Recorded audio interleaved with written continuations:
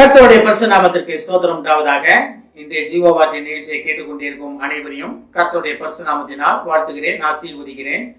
இன்றைய தின தியானத்திற்கு தேவன் கொடுத்த வேத பகுதி அது ஏசாயா தீர்க்கதரிசி எழுதின புஸ்தகம் 42ஆம் அதிகாரம், அதில் 7ஆம் வசனம். ஏசாயா 42:7. கர்த்தராகிய நான் நீதியின்படி உம்மை அழைத்து உம்முடைய கையை பிடித்து உம்மை தற்காத்து உம்மை ஜனத்திற்கு உடன்படிக்கையாகவும் ஜாதிகளுக்கு ஒளியாகவும் வைக்கிறேன். இன்றைய தினம் இதை கேட்டுக்கொண்டிருக்கும் தேவ பிள்ளைகளே, தேவ நீதியின்படி தேவன் உங்களை அழைக்கிறார். அவருடைய நீதியை நீங்க உலகத்திலே நடப்பிப்பதற்காக தெரிந்து கொண்ட பாத்திரமாக உங்களை அழைக்கிறார். இது ஒரு ஊழிய அழைப்பினே வச்சுக்கலாம். தேவன் உங்களை அதற்காக அழைக்கிறார், ஊழியத்திற்காக அழைக்கிறார். ஊழியம்னோட நீங்க உடனே வேலை எல்லாம் விட்டுட்டு எல்லாத்தையும் விட்டு நம்ம ஸ்டேஜில் போய் நிற்கணும், பைபிளை தூக்கிக்கிட்டே தெரியணும், இதுதான் நம்ம ஊழியம்னோன்னா உடனே நினைக்கிறது. இதுதான் தேவனுக்கு சாட்சியாக நம்ம வாழுகிற இடத்துல தேவனுக்கு உண்மையான சாட்சியாக வாழ்வது தான் உண்மையான ஊழியம். இவங்க கிறிஸ்தவங்க, இவங்க காசு வாங்க மாட்டாங்க, இவங்க கிறிஸ்தவங்க, இவங்க பொய் சொல்ல மாட்டாங்க, இவங்க கிறிஸ்தவங்க தேவையில்லாமல் நம்ம சண்டைக்கு வர மாட்டாங்க, நம்ம எதிராக பண்ணால் கூட மன்னிச்சுட்டு போயிடுவாங்க. இது டே டு டே உலக வாழ்க்கையில் நடக்கிற காரியங்கள். இதுதான் தேவனுக்கு உண்மையான ஊழியம், உண்மையான சாட்சி உள்ள வாழ்க்கை. இதுதான் தேவன் அழைக்கிறார். அதான் தேவ நீதியின்படி. இதில் பார்த்தீங்கன்னா ஒரு 5 காரியங்கள் சொல்லப்பட்டு இருக்கிறது. அது என்ன ஒவ்வொன்றா பார்ப்போம் நம்ம.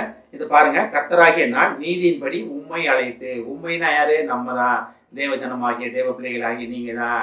கர்த்தர் அவருடைய நீதியின்படி உங்களை அழைத்து எதுக்காக அழைக்கிறாரா? உம்முடைய கையை பிடித்து. அப்ப தேவன் அழைச்ச தேவன் பின்னால வாங்கப்பா, நான் முன்னால போயிட்டு இருக்கேன் அப்படி கிடையாது. கரம் பிடித்து நடத்தி செல்ல வல்ல தேவன். உங்களை கரம் பிடித்து ஒவ்வொரு அடியும், நீங்க வைக்கிற ஒவ்வொரு அடியும் தேவன் பார்த்து இந்த இடத்துல வைக்கக்கூடாது, இந்த இடத்துல வைக்கணும், இது சரியான பாதை, இது தவறான பாதைன்னு உங்களை கரம் பிடித்து நடத்த வல்ல தேவன். நான் முன்னால போய்கிட்டே இருக்கேன், பின்னால வாங்க, இல்லை நீங்க முன்னால போங்க, நான் சேர்ந்துக்கிறேன், இப்படி விட்டு விலகிறது கிடையாது. உலக தலைவர்கள் அப்படிதான் நடப்பாங்க. உலக தலைவர்கள் அப்படிதான் நடப்பாங்க.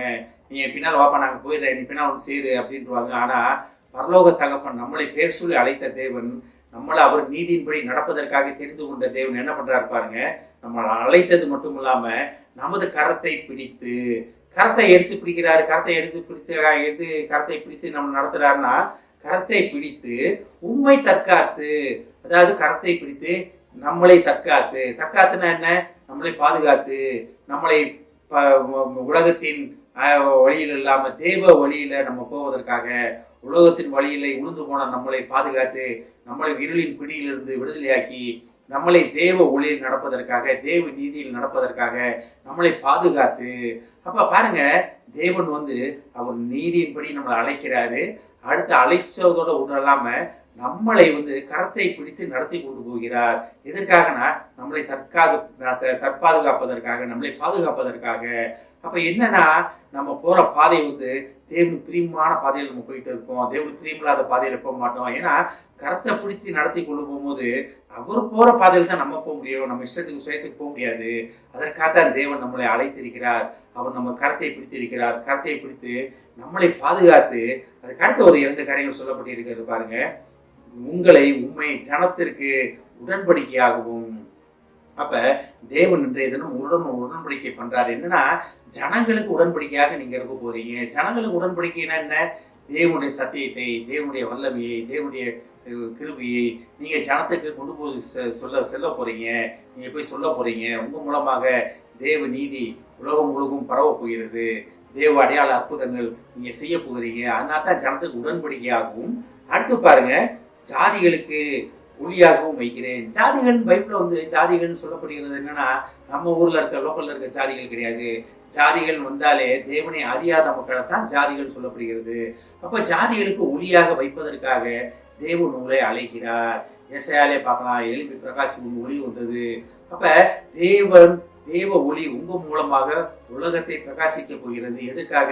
உலகத்துல இருள் இருக்கவங்க, உலகத்துல கஷ்டப்படுறவங்க அனைத்தையும் விடுதலை செய்வதற்காக தேவன் அவருடைய நீதியின்படி உங்களை அழைத்தது மட்டும் இல்லாமல் உங்கள் கரத்தை பிடித்து உங்களை உலகத்தின் காரியங்களிலிருந்து பாதுகாத்து இந்த உலகத்தின் மக்களுக்கு உங்களை ஒரு உடன்படிக்கையாக வைக்கிறார். எதுக்காக உடன்படிக்கையாக வைக்கிறார்னா, நீங்க இருளில் இருக்க ஜனத்துக்கு நீங்க ஒளியாக இருக்க போகிறீங்க. தேவ ஒளி உங்க மூலமா வெளிப்பட போகிறது. அப்ப இருளில் இருக்க ஜனங்கள் உதிக்கிற உங்கள் ஒளி இடத்துக்கு வரப்போறாங்க. யார் யார்? ராஜாக்கள் பிரபுக்களும் வரப்போகிறாங்க. அப்ப தேவனுடைய அழைப்பு, நீங்க என்ன சொல்ல போகிறீங்க? கேட்டுக்கொண்டிருக்கும் தேவ பிள்ளைகளே, தேவ ஜனமே, தேவன் அழைப்புக்கு நம்ம என்ன செய்ய போகிறோம், என்ன சொல்ல போகிறோம் என்பதை நம்ம ஆராய்ந்து பார்ப்பதற்காக தேவன் இன்றைய தினம் அழைக்கிறார். அவர் நீதியின்படி, தேவ நீதியின்படி நம்மளை அழைத்து கொண்டிருக்கிறார். அதுக்கு நம்ம என்ன பதில் சொல்ல போகிறோம் என்பதை நாமே ஆராய்ந்து பார்ப்போம். ஆமென். ஜெபிப்போம். எங்களை அதிகமான அன்பின் பரலோக பிதாவே, கர்த்தாவே, நீர் உம்முடைய தேவ நீதியின்படி எங்களை அழைத்து ஏஸ்தாபனே எங்கள் கரத்தை பிடித்து எங்களை பாதுகாத்து, எங்களை உலகத்தின் காரியங்களிலிருந்து எங்களை பாதுகாத்து, ஜனங்களுக்கு உடன்படிக்கையாகவும், இந்த ஜாதிகளுக்கு, உண்மை அறியாத மக்களுக்கு, புறஜாதி மக்களுக்கு ஒளியாகவும் வைப்பேன் என்று சொன்ன மகா கிருபையான வார்த்தைக்காக நன்றி ஆண்டவரே. நீர் எங்களை உமது ஊழியத்துக்கு அழைப்பதை நாங்கள் புரிந்து கொண்டோம் ஆண்டவரே. அதன்படி நடக்க எங்களை தயார்படுத்தும் ஆண்டவரே. ஏஸ்தாபனே உம்மிடத்தில் சமர்ப்பிக்கிறோம் அப்பா. நாங்கள் என்ன செய்ய வேண்டும், என்ன செய்யக்கூடாது என்பதை எங்களோட திட்டம் தெளிவாக எங்களை போதித்தரணும் ஆண்டவரே. இதை கேட்டுக்கொண்டிருக்கும் ஒவ்வொருவரையும் ஆசீர்வதிக்கிறோம் அப்பா. ஒவ்வொரு குடும்பத்தையும் ஆசீர்வதிக்கிறோம் ஆண்டவரே. குடும்பத்தில் உள்ள ஒவ்வொருவரையும் தகப்பனே நீர் தேவ நீதியின்படி அழைத்திருக்கிறீர் ஆண்டவரே. ஏஸ்தாபனே அவருடைய ஜனத்திற்கு உடன்படிக்கையாகவும், ஜாதிகளுக்கு ஒளியாகவும் இருப்பார்கள் என்று குடும்பத்தில் உள்ள ஒவ்வொருவருக்கும் சொல்லும் மகா கிருபையான வார்த்தைகளுக்காக நன்றி ஆண்டவரே.